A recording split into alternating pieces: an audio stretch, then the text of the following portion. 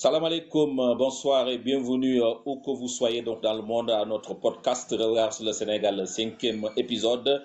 Je suis Abdoulaye Timera, votre présentateur, et ce soir, le Sénégal et l'Afrique nous offrent une semaine particulièrement riche en enseignements. Trois sujets au menu de cet épisode. Premier sujet, le meeting de Mbour du 9 mai 2026, le grand test de popularité de Diomaye Faye, sans Sonko, sans Pastef, succès ou flop. Les avis sont profondément partagés. Nous allons analyser les deux lectures. Deuxième sujet, gouvernement d'union nationale qui se profile à l'horizon. Dans son discours depuis Nairobi, le président Diomaye Faye a lancé un appel fort à l'unité et aux compétences nationales. Qu'est-ce que cela signifie concrètement? Est-ce que seulement possible tant que Sonko reste à la primature? Et en troisième et dernier sujet, le sujet le plus géopolitique de ce soir, le sommet Africa Forward tenu les 11 et 12 mai 2026 à Nairobi. Pour la toute première fois de l'histoire des sommets franco-africains, la France organise un grand rendez-vous dans un pays anglophone, pas francophone, anglophone au Kenya. La France a-t-elle perdu son précaré africain? Macron promet 23 milliards d'euros. Nouvelle ère au prix d'une influence perdue. Pour analyser tout ça, j'ai à mes côtés M. Racine Sanandiach depuis les États-Unis d'Amérique à Cincinnati. Bonsoir Abdoulaye, bonsoir à tous et à tous. Ce soir, des sujets passionnants qui méritent toute notre rigueur et notre réflexion. Je suis prêt, mon cher Abdoulaye. Voilà, donc comme vous êtes prêts, donc nous allons commencer d'abord par Mbour le 9 mai 2026, Stade Caroline Faye, toujours en Mbour. La coalition Diomaye, président Papastef, organise le grand Sargal Diomaye. Un meeting de bilan des 2 premières années présenté comme la démonstration que Diomaye peut mobiliser seul, mais le résultat divise profondément. D'un côté, la coalition crie victoire, de l'autre côté, la presse indépendante parle de flop. Racine, les deux lectures. Merci Abdoulaye. Deux récits s'affrontent et nous pouvons les analyser tous les deux avec honnêteté. Le récit du camp Diomaye. La coalition parle de succès. Serigne Gueye Diop avait déclaré « Le renouveau du Sénégal commence à Mbour ». Mimi Touré a salué une dynamique positive, rappelant que les mobilisations réussies comme Tambacounda et Pékin. Elle a aussi dénoncé les fake news et les tentatives de déstabilisation par des adversaires politiques, c'est normal. Le récit de la presse indépendante, il est sévère. Certains parlent de flop du premier meeting de Diomaye parce que cela révèle ses limites politiques. Certains journaux parlent de mobilisation très faible. Et surtout aussi, le fait marquant, Diomaye n'était pas présent physiquement. Il s'est adressé aux militants par vidéo depuis Nairobi où il participait au sommet Africa Forward. Ablaye. Racine, quel est votre verdict d'analyse en quelque sorte? Mon cher Ablaye, elle est nuancée, mais claire. Le contexte d'abord. Diomaye était à Nairobi pour un engagement d'État majeur. On ne peut pas lui reprocher d'avoir choisi l'État avant le meeting. C'est même cohérent avec son discours de président de tous les Sénégalais. Mais le problème analytique aujourd'hui, c'est le signal. Un meeting présenté comme la démonstration de force sans la présence physique du principal intéressé, c'est une démonstration incomplète. La politique africaine, et notamment sénégalaise, se fait avec le corps, avec la présence, avec l'énergie d'une foule qui voit son président en chair et en os. Sur la mobilisation, les chiffres officiels n'ont pas été publiés. Et c'est dans l'ordre normal des choses en Afrique. Cela signifie beaucoup de choses. Ni triomphe, ni désastre. Le résultat est mitigé pour d'autres. C'est un résultat, bon, pour certains, c'est une démonstration réussie, pour d'autres, pas réussie. Mais la vraie question, désormais, Ablaye, c'est est-ce que Diomaye va-t-il accélérer son émancipation politique ou va-t-il renouer avec PASTEF pour les prochaines mobilisations? C'est la question des semaines à venir, mon cher Ablaï. Place maintenant à notre deuxième sujet racine. Depuis Nairobi, le président Diomaye Faye a tenu un discours par vidéo à ses militants d'Ombourg. Il a insisté sur l'unité nationale et la mobilisation des compétences, des mots qui ont immédiatement alimenté les spéculations. Un gouvernement d'union nationale se préparerait. Racine, qu'est-ce que ces mots disent vraiment? Ablaï, mon cher, ces mots, il faut lire cet appel très attentivement. Le président n'a pas prononcé les mots gouvernement d'union nationale, il faut être clair. Mais il a dit que le Sénégal dispose de ressources humaines capables de relever tous les défis. Ressources humaines, pas militants de PASTEF, pas partisans du régime, des ressources humaines, c'est-à-dire les compétences où qu'elles se trouvent, dans l'opposition, dans la société civile, dans la diaspora, dans le secteur privé. Bon, et en sciences politiques, quand un président parle de compétences nationales au-delà des frontières partisanes, il ouvre la porte à une recomposition gouvernementale élargie. C'est la définition d'un gouvernement d'union nationale, mon cher Ablaï. Concrètement, comment y arriver avec Sonko encore à la primature? C'est la grande équation. C'est la tension centrale. Un gouvernement d'union nationale suppose deux conditions. La condition première, le Premier ministre soit accepté par toutes les parties. Ni militant pur passif, ni adversaire déclaré du régime. Un technocrate reconnu au-dessus des camps. Condition numéro 2, des ministres issus de sensibilités différentes. Opposition modérée, société civile, experts sectoriels. Mais voilà l'équation majeure à Blaye. Tant que Sonko est Premier ministre, un gouvernement d'union nationale est une contradiction dans ses termes. Sonko est un homme de rupture radicale, pas un homme de consensus. Son logiciel, c'est le combat, pas le rassemblement.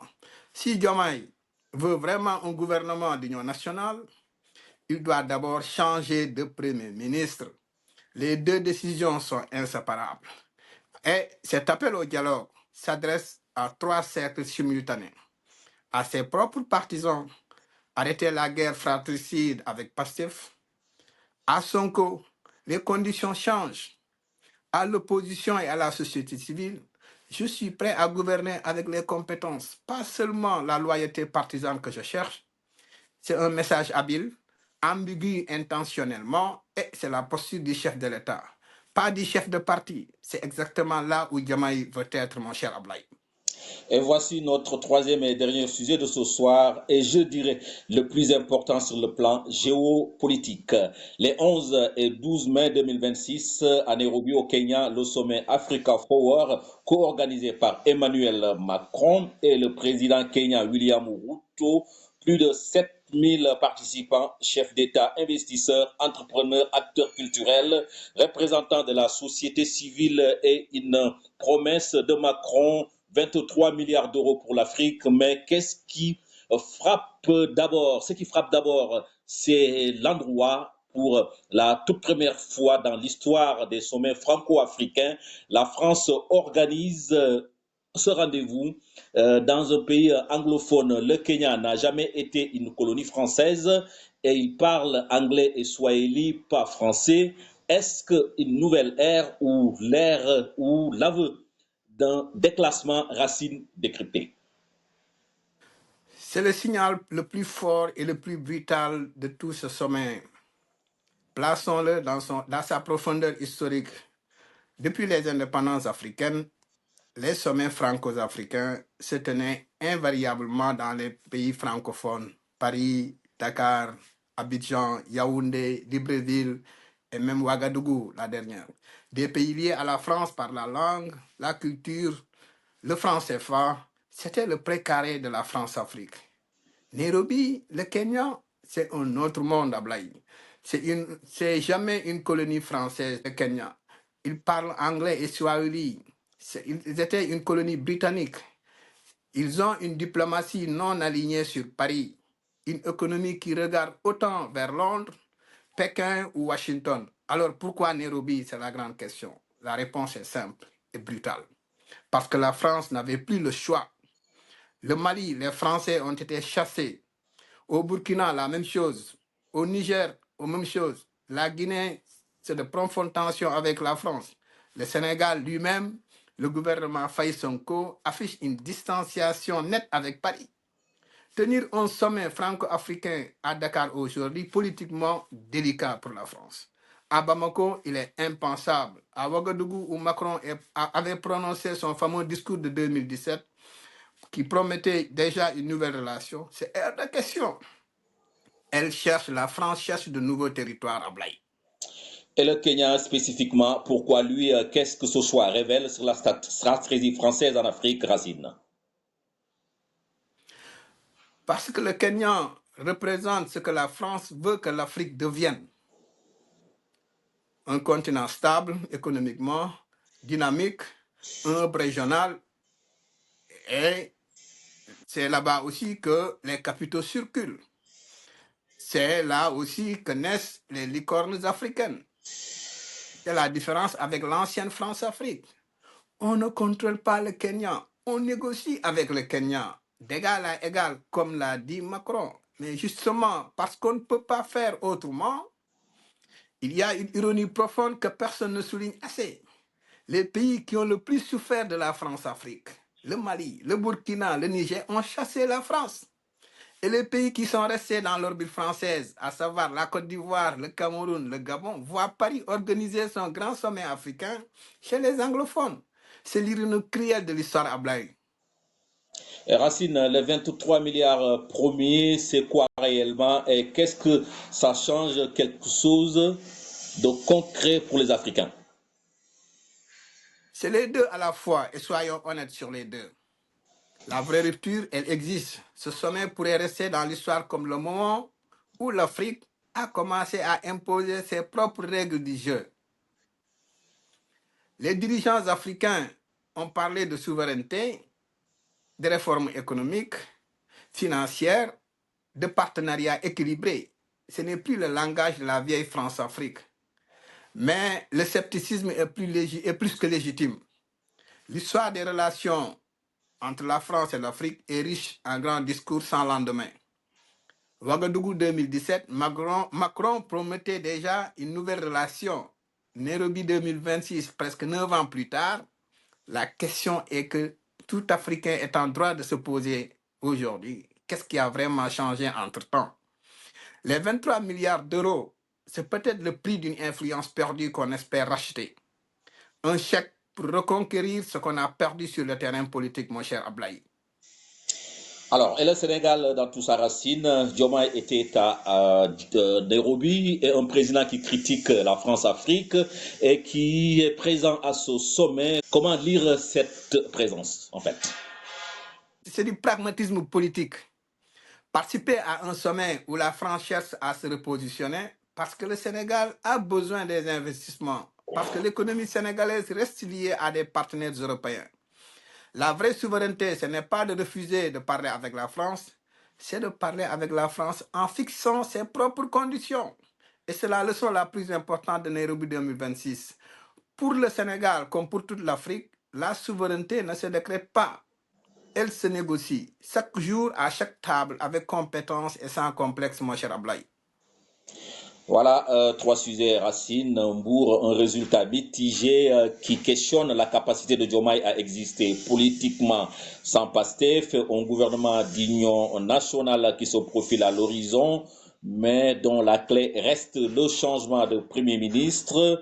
Et enfin, le sommet Africa Forward, une France qui tient pour la première fois son grand rendez-vous africain en terre anglophone, une France qui promet 23 milliards d'euros et une Afrique qui commence à imposer ses propres règles du jeu avec beaucoup de mémoire et beaucoup de prudence.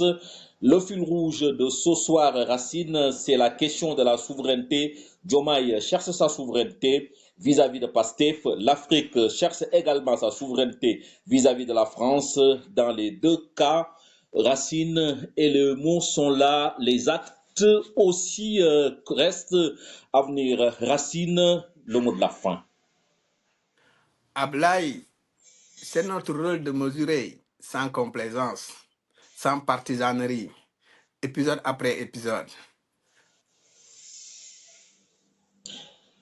Donc, retrouvez-nous sur toutes nos plateformes, Facebook, WhatsApp, TikTok, Spotify, Apple Podcasts et RSS. Cherchez Regard sur le Sénégal. Bonne nuit à tous et à très bientôt, Racine. Merci, à bientôt Ablaye.